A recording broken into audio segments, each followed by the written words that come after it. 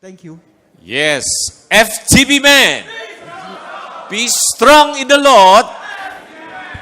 Nggak ada LOF ya. Boleh sekali lagi. FGB man. Be strong in the Lord. Haleluya. Kita beri tepuk tangan untuk kemuliaan Tuhan. Puji Tuhan. Amin. Puji Tuhan. Saya dengar tadi udah diungkapkan pandemik memisahkan kita secara face to face punya meeting, tetapi ini kali kita sudah bertemu kembali. Betapa alangkah indahnya. Jawa Timur mewakili satu kelompok yang begitu besar. Tadi pun juga Pak NP sampai berderet-deretan dan sudah tidak sempat lagi untuk satu persatu menyematkan.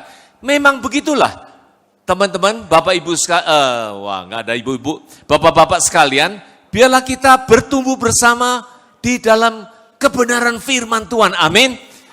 Dan saya lihat ini adalah fokusnya tahun ini, yaitu mengenai family. Tadi Pak Bernard mengatakan strong family. Yes, that is our basic. Inilah inti dari kalau kita ngomong secara fisik ini, atomnya, nuklirnya yang betul-betul begitu dahsyat. Nah, ini hari saya ingin sharingkan dengan segala kesempatan yang baik. Terima kasih untuk regional Jatim dari Pak Andreas, dari Pak Heli, Pak siapa lagi, Pak William, Pak yang lagi sakit Pak Alex, semuanya kesempatan, dan Pak Leho tentunya yang memberikan kita semua bisa bersama-sama tempat ini. Tentunya tidak lain National Board kita dengan Pak Dali, dengan Pak Jinhat, dengan Pak Rudi, dengan Pak Agus, dengan rekan-rekan yang lainnya. Tadi Pak Girisang mengatakan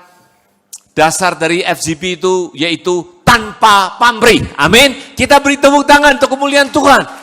Itulah kesempatan, itulah kebenaran di dalam Tuhan yang kita perlu jalankan dalam hidup ini. Karena apa? Kita ini semua dasarnya anugerah. Kita tidak ada klaim-klaim apa lagi, teman-teman. Amin. Kebaikannya itu begitu besar, begitu luar biasa. Nah, coba based on strong family ini, marilah, ini sharing yang sudah saya sharingkan di Makassar, tapi saya merenungkan ini adalah satu hal yang baik untuk kita ketahui bagaimana kita tied up dengan Tuhan di dalam satu kesatuan yang begitu indah, yang begitu luar biasa. Strong family in God's heart. Inilah tema dari ini hari yang saya ingin sharingkan, yaitu karena apapun ternyata family itu adalah the first institution yang Tuhan dirikan. Tidak ada yang lain loh secara resmi. Karena family ini adalah first and foremost, yang paling utama yang memang Tuhan ingin dirikan di atas bumi ini bagi ciptaannya manusianya itu. Nah, coba kita lihat, tadi sudah berulang-ulang, memang kalau family ini kita mesti harus way back kembali ke dalam asal rancangan Tuhan mengenai hal itu, yaitu tidak lain, apa sih maksud Tuhan menciptakan apa? Laki-laki dan perempuan, menciptakan Adam dan Hawa. Nah, ayat yang paling terkenal dan yang paling awal yang sudah tertulisnya itu tidak lain mengatakan, yaitu Allah menciptakan manusia itu menurut gambarnya, ya, serupa dan gambar tadi dikatakan. Kalau English wordnya lebih tepat lagi, coba kita renungkan baik, bukan sekedar gambar itu artinya ya kalau modelnya begini, manusia ini ada hidung, ada ada kuping, apa gimana ya kira-kira Tuhan begitu. Bukan, Bapak Ibu sekalian. Karena di sini dikatakan adalah apa? Own image. Image itu adalah apa? Proyeksi. Image itu adalah apa? Blueprint yang Tuhan nyatakan, yang Tuhan ciptakan untuk kita semua. Apa itu? Coba kita renungkan sama-sama. Nah, dari sini dikatakan laki-laki perempuan diciptakan, membuat manusia tidur nyenyak, mengambil salah satu rusuk, dan menutupnya dengan daging. Berbagai langkah, berbagai sentuhan Tuhan tuh ciptakan laki-laki dan perempuan itu. Kita bayangkan, alam semesta begitu besar yang tak terhingga ini. Dan kalau menurut black box, black hole punya teori, sekarang di dalam alam semesta ini masih keep expanding. never end. Karena ini energi ini tetap berjalan terus. Tetapi itu cukup selama penciptaannya 1 hari pertama sampai ke hari kelima, cukup dengan firman-Nya. Namun coba Bapak Ibu sekalian renungkan baik. Waktu menciptakan laki-laki dan perempuan, dia memakai sentuhannya, tangannya, mengambil rusuknya, dibungkusnya dengan daging, dihembuskannya napas, serangkaian semuanya ini dikatakan, ini dinyatakan bahwa betapa pentingnya dan yang utama yang Tuhan ciptakan laki-laki dan perempuan ini atas image-nya yang dia katakan itu. Lalu berkatalah manusia, inilah dia dari tulangku, dagingku sendiri, ya kan, yang dinamain perempuan, diambil dari laki-laki. Nah, ini pernyataan sang laki itu yang mengatakan dari tulangnya, dari dagingnya, yang sudah menandakan bahwa laki-laki perempuan itu hakikatnya adalah satu yang tidak terpisahkan. Ini udah tercermin dari awalnya yang tertulis di dalam firman Tuhan itu. Maka dari situ, Bapak-bapak semuanya, jangan lupa kita ini businessman, kita ini cukup sibuk, boleh, tetapi jangan lupa Amsal mengatakan gini loh. Kemuliaannya Allah itu adalah merahasiakan sesuatu, ya kan? Maka itu tidak heran Yesus Kristus memberikan perumpamaan demi perumpamaan. Kadang-kadang kita nih, waduh agak sedikit loh, kok begini, kok begitu, apa artinya? Ya memang begitu. Kita jangan gampang-gampangan di hadapan Tuhan. Tuhan itu menginginkan kita ini betul-betul sehati dan sepikir dengan Dia. Tuhan inginkan kita ini menjadi muridnya. Bukan sekedar buku, bukan sekedar apa yang mungkin katakan orang-orang SD membacanya dengan gamblang, dengan jelas. Tidak, inilah apalagi kalau Chinese punya buku itu.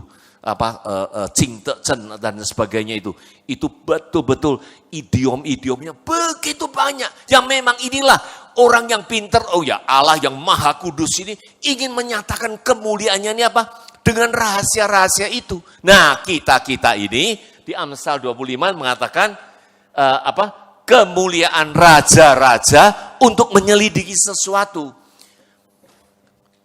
Bapak-bapak sekalian, saya menginginkan, dan ini bukan pemikiran saya juga, kalau kita sudah berpuluhan tahun di dalam Tuhan, saya yakin percaya begitu banyak senior-senior yang sudah begitu lama, yang kita inginkan yaitu rahasia ini demi step demi step terbuka, tersingkap. Itulah tadi yang Pak Benan mengatakan, we have to have renewing our mind. Renewing itu kalau Inggrisnya tuh continuous tense. Artinya renewing itu tidak cukup begini. Oh, aku percaya kepada Tuhan Yesus. Yes, thank you Lord gitu. Ya, itu dasarnya. Tetapi apa yang lainnya? Nah, inilah kelengkapan demi kelengkapan yang perlu kita bertindak terus untuk menyelidiki dan memperoleh kemuliaan Tuhan itu yang Tuhan rahasiakan itu. Rahasia yang dimaksud ini, Bapak-bapak sekalian, dari awalnya yang sesuai dengan gambarnya, tidak lain di sini terungkap dari Koloses 2 yang tadi sudah disebutkan, yaitu hanyalah bayangan yang harus datang semuanya ini, ya kan? Semuanya ini, perjanjian lama ini, semuanya adalah bayangan-bayangan yang harus diwujudkan dengan siapa? Kristus. Wow, dari situ mulailah kita berpikir, apa yang dimaksud ciptaannya dengan perempuan dan laki-laki ini, hubungannya apa dengan Kristus? Bukannya Kristus hanya sekedar menciptakan itu lah. Inilah manusia, udah oke, you do it like this, like that, dan semuanya dan seterusnya. Bukan sekedar begitu, Bapak Ibu sekalian, Bapak-bapak sekalian. Lebih daripada itu, Tuhan tuh memiliki rencananya yang luar biasa atas diri laki-laki dan perempuan yang diciptakannya itu. Nah, Roma 5 ayat 14 lebih jelas lagi, kalau tadi itu adalah gambaran itu wujudnya adalah Kristus, sekarang di dalam itu berbicara soal perjanjian lama. Roma mengatakan lebih jelas lagi di sini, sama seperti yang telah dibuat oleh Adam, yang adalah gambaran dia gambaran dia yang akan datang. Dari sinilah kita mulai membetik satu hal yang penting sekali. Ternyata Adam yang diciptakan tidak lain, wujudnya adalah siapa? Kristus. Wow, puji Tuhan. Nah, demi ayat ini biar kita mengetahui apa sih maksud semuanya ini. 1 Korintus 15 pun mengatakannya demikian. Dikatakan demikian. Manusia pertama menjadi makhluk yang hidup. Adam yang terakhir, di dalam tanda kurung Kristus, kalau kita melihat Amplified Bible-nya English, the first man Adam became a living soul. The last Adam, dialah yang sudah apa? Menaklukkan segalanya itu. Dia sudah memenangkan apa? Dunia ini. Tahukah? Musuh yang terakhir itu apa? Maut. Yes, puji Tuhan. Itu pun sudah ditaklukkan. Segalanya sudah di bawah kakinya. Demikian inilah dia sudah menjadi raja di tengah-tengah hidup kita semuanya ini. Dan telah diberikan kepadanya jemaat sebagai kepala. Nah, ini ayat demi ayat memperkuat bahwa dia inilah yang sudah menjadi kepala kita. Kita ini adalah anggota sebagai jemaatnya. Puji Tuhan, haleluya. Ayat 23, jemaat ini adalah tubuhnya, yaitu apa? Kita ini tubuh-tubuhnya yang sudah merupakan apa? Kepenuhannya dia. Dia sudah memberikan kepenuhan di dalam tengah-tengah hidup kita ini. Sudah segalanya yang Tuhan sudah lengkapi untuk kita semua, kita adakan itu. Nah, maka itu, Matius 8 ayat 20 kita tahu Tuhan Yesus sempat menubuatkan. Dan ini merupakan hasrat di dalam hatinya yang terdalam apa yang dia akan lakukan. Dia katakan demikian, serigala punya liang dan burung punya sarang. Anak manusia tidak mempunyai tempat untuk meletakkan apa? Kepalanya. Wujudnya apa? Bapak Ibu, Bapak-bapak sekalian. Wujudnya apa ini? Tidak lain. Setelah dia menaklukkan tadi semuanya itu, di mana dia menaklukkannya itu? Di atas kayu salib, itulah semuanya sudah ditaklukkan sehingga sedemikian rupa, sehingga inilah sudah terwujud, dia sudah meletakkan kepalanya ini, kita ini adalah dengan tubuhnya yang sudah menyambung, sudah menjadi satu semuanya itu. Nah, itulah seperti tadi yang dikatakan Yohanes 15 ini sangat baik sekali. Kita dalam dia, dia dalam kita akan berbuah banyak. Di luar itu kita tidak bisa berbuah apa-apa. Kita seputar ingin mengetahui yaitu Kristus. Rancangannya yang begitu dahsyat, yang luar biasa. Di luar itu kita tidak bisa berbuat apa-apa. Ayat 2 mengatakan, kalau kita tidak di dalam dia, tidak berbuah, apa yang terjadi? Akan dipotong. Wow, well, inilah semua hal-hal yang perlu kita waspadai supaya kita betul-betul bertumbuh di dalam Kristus. Bukan lain, bukan soal hal achievement tadi Pak Benar mengatakan dengan baik. Kita ini perlu character building, bukan career kita. Career kita kemana, ke sini, bangun ini itu, that is fine, that is good. Tetapi that is not the ultimate purpose. Yang Tuhan inginkan adalah berbuah mengertinya ini. Maka itu Matius mengatakan di sini, yaitu supaya apa? Kita mendengarkan ini tadi itu bagaikan tanah yang baik. Kita mendengar firman dan mengerti, ia berbuah 100 kali, 60, 30. Doesn't matter, fine. 160, 30, masing-masing beda. Tidak menjadi masalah. As long as apa? Kita terus untuk merenungkan, mengerti, bertumbuh, dan inilah menjadi apa yang Tuhan inginkan kepada kita.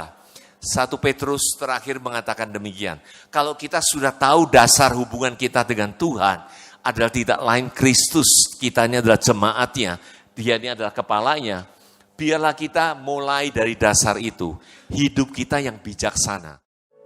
Ya, berikan tepuk tangan buat Tuhan. Terima kasih Pak.